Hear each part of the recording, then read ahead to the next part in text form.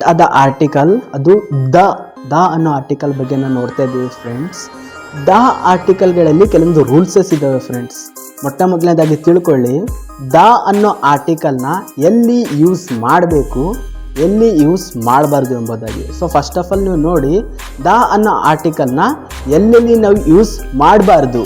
So first of all countries, ದೇಶಗಳ ಮುಂದೆ ನಾವು ದ ಅನ್ನೋ ಆರ್ಟಿಕಲ್ನ ಬಳಸೋ ಹಾಗಿಲ್ಲ.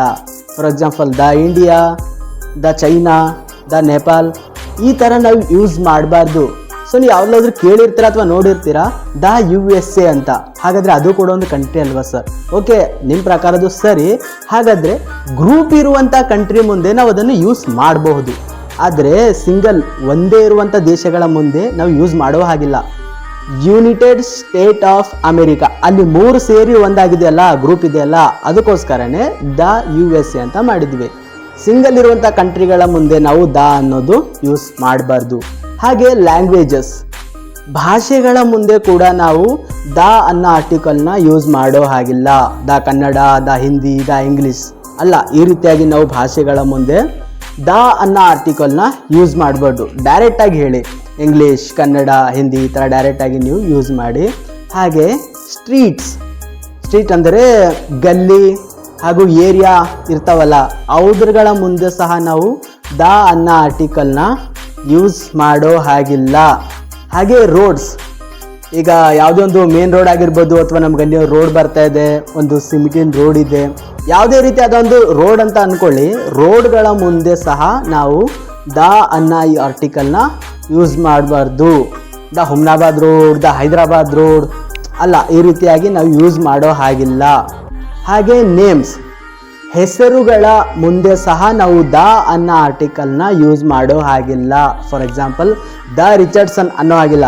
My name is Richardson, I am Richardson, you are Srinivas, she is Latha. ಅಥವಾ ಡೈರೆಕ್ಟಾಗಿ ಅವಳ ಹೆಸರು ಹೇಳಿ, ಅವನ ಹೆಸರು ಹೇಳಿ, ಆದರೆ ದ ಅಂತ ಹಚ್ಚಬೇಡಿ. ನೀವು ಬರೆಯುವಾಗ ಆಗಿರ್ಬೋದು ಅಥವಾ ಮಾತಾಡಬೇಕಾದ್ರೂ ಸಹ ದ ಅನ್ನೋ ಆರ್ಟಿಕಲ್ನ ಹೆಸರುಗಳ ಮುಂದೆ ನಾವು ಯೂಸ್ ಮಾಡೋ ಹಾಗಿಲ್ಲ. ಹಾಗೆ ಸಿಟೀಸ್ ನೇಮ್, ನಾವು ಫಾರ್ ಎಕ್ಸಾಂಪಲ್ಸ್ ಜಿಲ್ಲೆಗಳ ಮುಂದೆ ಆಗಿರ್ಬೋದು, ಅದರ ಮುಂದೆ ನಾವು ದ ಅನ್ನೋ ಆರ್ಟಿಕಲ್ನ ಯೂಸ್ ಮಾಡೋ ಹಾಗಿಲ್ಲ. For example the Bengaluru, the Bombay, the Hyderabad, ಈ ರೀತಿಯಾಗಿ ನಾವು ದ ಅನ್ನೋ ಆರ್ಟಿಕಲ್ನ ಸಿಟೀಸ್ ಮುಂದೆ ಯೂಸ್ ಮಾಡೋ ಹಾಗಿಲ್ಲ ಫ್ರೆಂಡ್ಸ್. ಇದು ನಾವು ದ ಅನ್ನೋ ಆರ್ಟಿಕಲ್ನ ಎಲ್ಲೆಲ್ಲಿ ಯೂಸ್ ಮಾಡಬಾರ್ದು ಅಂತ ತಿಳ್ಕೊಂಡಿದ್ವಿ. ಹಾಗೆ ದ ಅನ್ನೋ ಆರ್ಟಿಕಲ್ನ ಎಲ್ಲೆಲ್ಲಿ ಯೂಸ್ ಮಾಡಬೇಕು ಫ್ರೆಂಡ್ಸ್, ಒಂದೊಂದಾಗಿ ನೋಡ್ತಾ ಹೋಗಿ.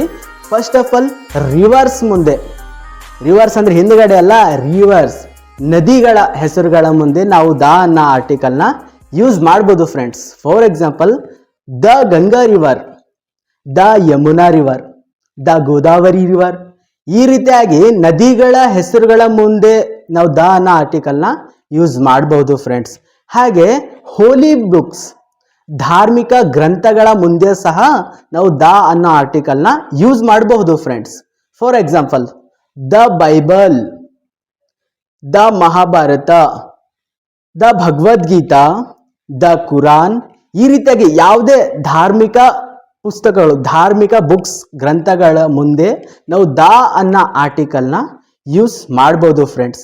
ಹಾಗೆ ನ್ಯೂಸ್ ಪೇಪರ್ ಮುಂದೆ ಸಹ ನಾವು ದ ಅನ್ನೋ ಆರ್ಟಿಕಲ್ನ ಯೂಸ್ ಮಾಡ್ಬೋದು ಫ್ರೆಂಡ್ಸ್. ನೀವು ನೋಡ್ತಾ ಇದ್ದೀವಿ, ಫಾರ್ ಎಕ್ಸಾಂಪಲ್ಸ್ ತಗೊಳ್ಳಿ, ದ ವಿಜಯವಾಣಿ, ದ ಪ್ರಜಾವಾಣಿ, ಇನ್ನೂ ಅನೇಕ ನ್ಯೂಸ್ ಪೇಪರ್, ಯಾವುದೇ ಒಂದು ನ್ಯೂಸ್ ಪೇಪರ್ಗಳ ಮುಂದೆ ದ ಅನ್ನೋ ಆರ್ಟಿಕಲ್ನ ನಾವು ಯೂಸ್ ಮಾಡ್ಬೋದು ಫ್ರೆಂಡ್ಸ್. ಹಾಗೆ ಕ್ಲಾಸ್ ಅಂದರೆ ನಾವು ಸ್ಕೂಲಲ್ಲಿ 1ನೇ 2ನೇ ಫಸ್ಟ್ ಸೆಕೆಂಡ್ ಈ ಥರ ಕ್ಲಾಸ್ ಅಲ್ಲ, ಒಂದು ವರ್ಗ, ಒಂದು ಜಾತಿ ಅಂತ ತಿಳ್ಕೊಳ್ಳಿ. ಫಾರ್ ಎಕ್ಸಾಂಪಲ್ಸ್ ದ ಹಾರ್ಸಸ್, ಕುದುರೆಗಳ ಗುಂಪು.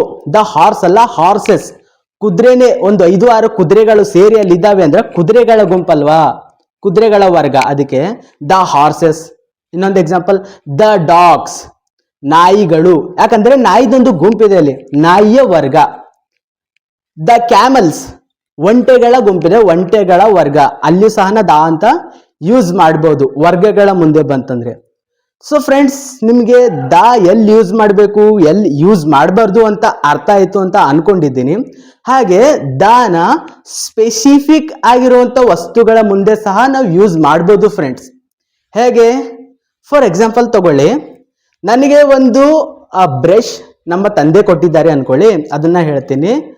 The brush it has given by my dad. ನಮ್ಮ ಪಪ್ಪ ಕೊಟ್ಟಿರೋದ್ರಿಂದ ಅದು ನಂಗೆ ಸ್ಪೆಸಿಫಿಕ್ ಆಗಿದೆ. The brush. ಇನ್ನೊಂದು ಬ್ರಷ್ ಇದೆ ಅಂತ ಅನ್ಕೊಳ್ಳಿ, ಅಸ್ಯೂಮ್ ಮಾಡಿ. It is a brush. ಎರಡು okay. The brush, it is a ಬೇಕ್.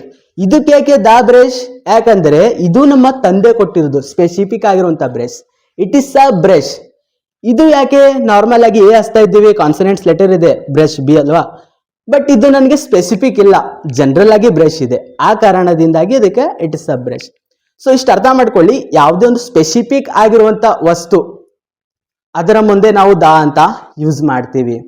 ಸೊ ನಿಮಗೆ ದಾನ ಎಲ್ಲಿ ಯೂಸ್ ಮಾಡಬೇಕು, ಹೇಗೆ ಯೂಸ್ ಮಾಡಬೇಕು ಅಂತ ಅರ್ಥ ಆಗಿದೆ ಅನ್ಕೋತೀನಿ. ಹಾಗೆ ಎಲ್ಲೆಲ್ಲಿ ಯೂಸ್ ಮಾಡಬಾರ್ದು ಸಹ ಅದನ್ನು ನಾನು ತಿಳಿಸ್ಕೊಟ್ಟಿದ್ದೀನಿ.